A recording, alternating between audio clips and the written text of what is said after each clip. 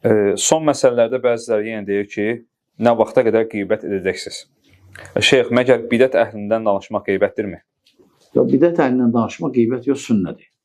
İndi onları hələ deyiblər də, gör ki, qeybət edirik. Onlar ayıra bilmir. Sıravi qardaşlar çoxsa ayıra bilmir. Nə vaxt qeybət olur, nə vaxt sünnət olur.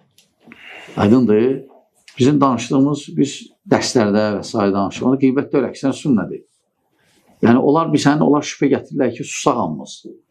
Məsələn, biri problemli mənhəcdədir, nəsiyyət olunub, dəyişməyibsə, hələ də illə qoy qalsın. Çünki danışsın, bölünür, hələ də qalsın. O da təhlükə daxil. Və həmçinin də xəyanətdir. Bilənlər tərəfdən.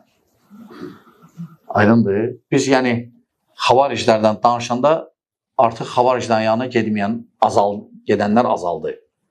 Yoxsa susanda onlar öz işlərini görürdülər, azdırırdılar cavanları. Elə ki, danışdıq, elə ki, mövqe oldu, dayandı.